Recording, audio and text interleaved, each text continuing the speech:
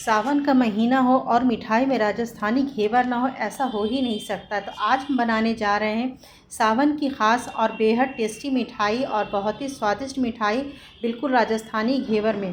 तो बार बार आपको मैं यही बताना चाहती हूँ कि जो मिठाई आज हम बनाने जा रहे हैं वो राजस्थान की बहुत ही फ़ेमस मिठाई है।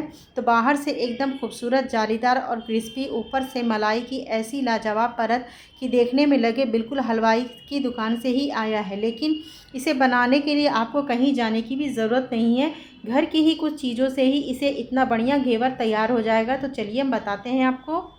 बिस्मिल्लाहिर्रहमानिर्रहीम। तो यहाँ पर सबसे घेवर पहले बनाने के लिए इसकी जो रबड़ी तैयार करेंगे, तो यहाँ पर मैंने जो है 2 कप मिल्क पाउडर लिया है, साथ में मैंने जो है यहाँ पर 1 कप मैंने शुगर लिया हुआ है, 1 कप मैंने यहाँ पर फुल फैट वाला मलाई वाला दूध लिया हुआ है, साथ में मैंने यहाँ पर इलायची का पाउडर डाला है। अभी इसको हम इसी तरीके से पहले अच्छे से मिक्स कर लेंगे। अभी मैंने गैस का फ्लेम जो है ऑफ़ करके रखा हुआ है। अब मैं यहाँ पर आपको दिखाती हूँ कि यहाँ पर मैंने ऑन कर लिया है।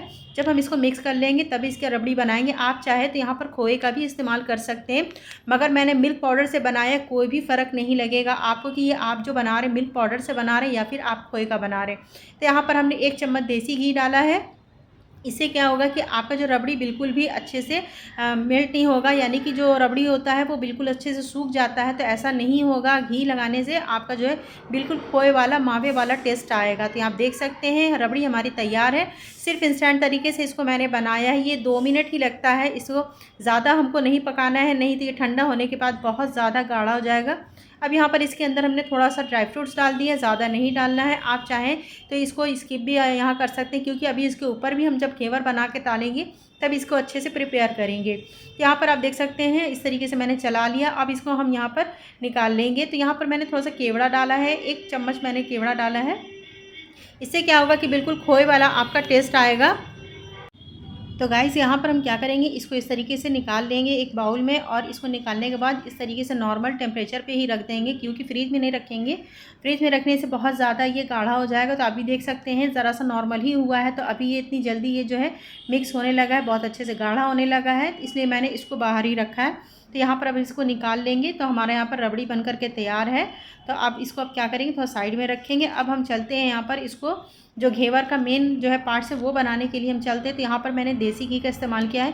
यहाँ पर आप 2 टेबल स्पून देसी घी लीजिएगा या फिर 3 टेबल स्पून। तो यहाँ पर हमने बर्फ़ पहले से ले लिया है।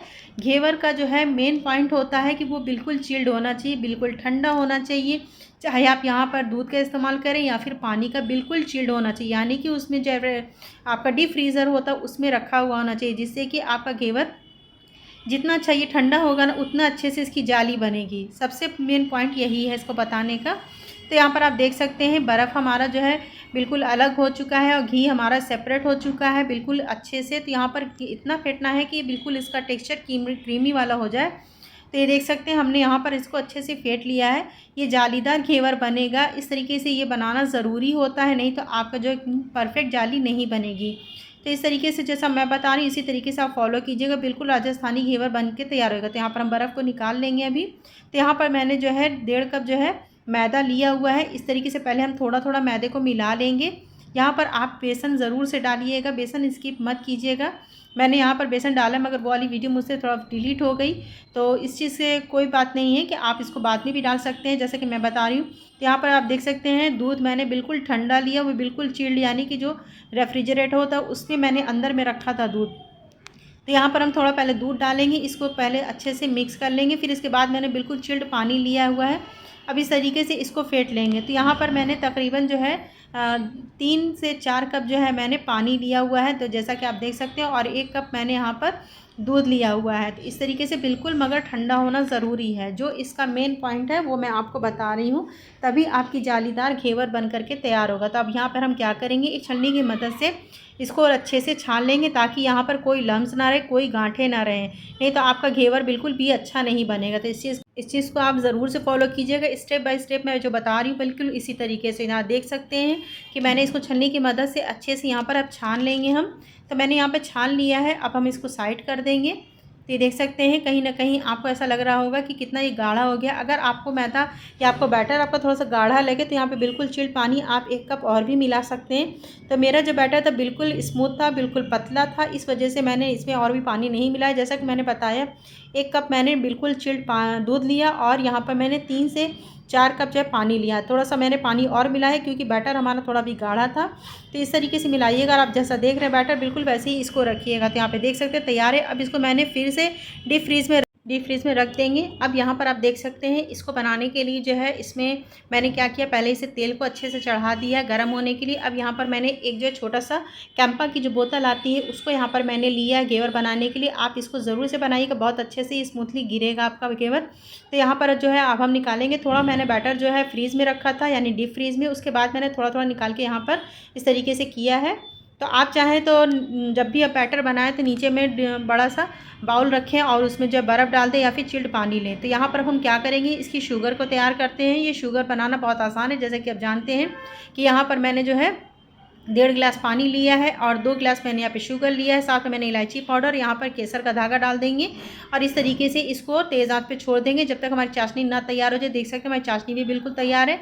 अब यहाँ पर हम जो है ऑयल लेंगे। यहाँ पर आप चाहें तो देसी घी का भी इस्तेमाल कर सकते हैं, मैंने जो है वेजिटेबल ऑयल लिया है।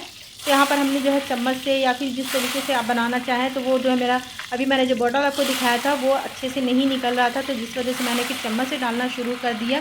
तो यहाँ पर आप दूसरा स्टेप जो है फॉलो कीजिएगा कि तेल आपका बहुत अच्छा गर्म होना चाहिए। जैसा कि आप देख रहे हैं, यहाँ देख सकते हैं पतला जितना रहेगा और जितना ठंडा रहेगा उतना जल्दी ये आपकी जाली फट जाएगी और जालीदार ये बन करके तैयार होगा। तो जो भी आप बैटर डालेंगे ना वो बिल्कुल फटा फटा होगा, जिस वजह से जाली बनेगी।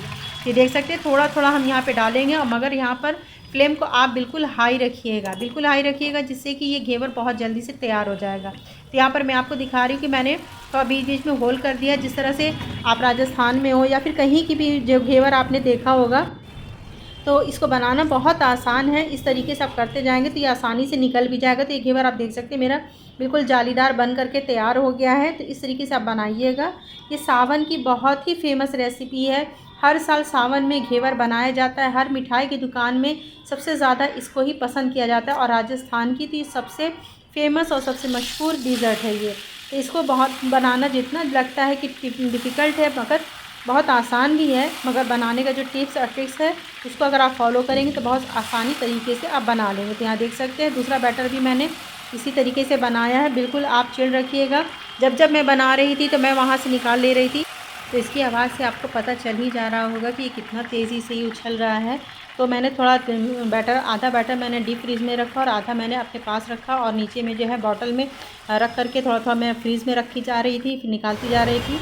ये देख सकते हैं ये सावन का जो महीना चल रहा है, कितनी रिमझिम बारिश, कितना अच्छा लग रहा था कि मैं आपको क्या बताऊँ। इधर मैं अपना जो घेवर बना रही थी, इधर खूब ज़ोरदार बारिश हो रही थी। आवाज़ से ही आपको लग रहा होगा। तो ये देख सकते हैं हमारा घेवर भी बन करके तैयार है। तो ये रेसिपी जो है बहुत बहुत आसान है, इसे बनाना बहुत आसान है। ये घर घर की पसंदीदा है और जिस तरह से मैं बता रही हूँ अगर आप इस तरीके से बनाएंगे ना तो यकीन माने सारी मिठाई इसके आगे फ़ेल है। मैं जब भी बनाती हूँ मेरे घर में बचती ही नहीं है, तो हमेशा करके मैं इस तरीके से बनाती हूँ। तो यहाँ पर हमारा घेवर बिल्कुल रेडी हो चुका है। अब आप इसे चाशनी में थोड़ा देर के लिए डुबा करके रखेंगे। आप चाहें तो गरम चाशनी भी रख सकते हैं, मगर मैंने जो गरम ज़्यादा नहीं रखा है, गुनगुना ही रखा है, जिससे कि बहुत जल्दी ये अच्छे से मिक्स हो जाता है।